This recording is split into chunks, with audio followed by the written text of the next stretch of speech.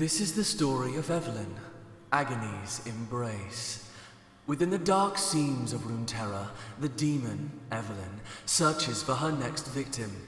She lures in prey with the voluptuous facade of a human female, but once a person succumbs to her charms, Evelynn's true form is unleashed.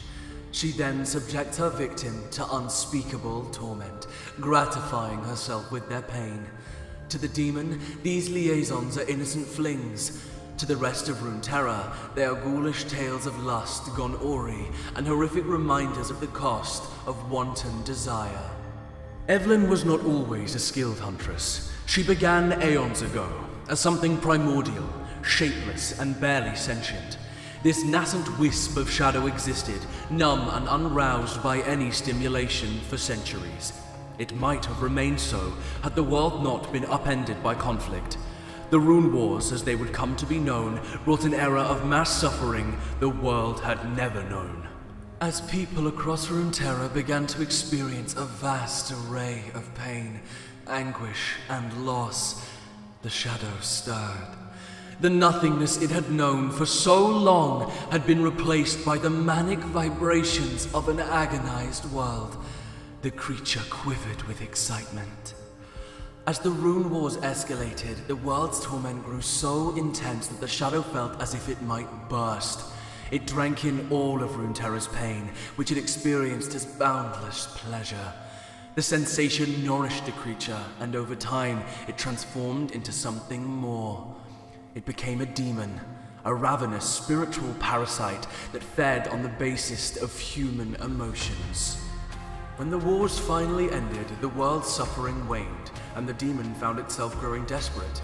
The only pleasure it had ever known was born of other creatures' misery. Without their pain, it felt nothing, just as it had in its earliest days. If the world would not provide the suffering the demon needed to thrive, it would have to make its own. It needed to inflict pain on other beings so that it would experience that elation again. At first, catching prey was a challenge for the demon. It could move undetected in its shadow form, but to touch a human, the creature needed to manifest as something tangible. It made several attempts to fashion a body from its shadow flesh, but each result was more monstrous than the last, scaring off her prey. The demon realized it needed a shape that was pleasing to humans, one that would not only lure them right into its claws, but would offer them ecstasy born of their own desires, so that their pain would be that much sweeter. From the shadows, it began to study those it sought to prey upon. It tailored its flesh to their liking, learned to say what they wanted to hear, and to walk in a manner they found alluring. In a matter of weeks, the demon had perfected her physique, leading dozens of enamored victims to be tortured to death at her hands.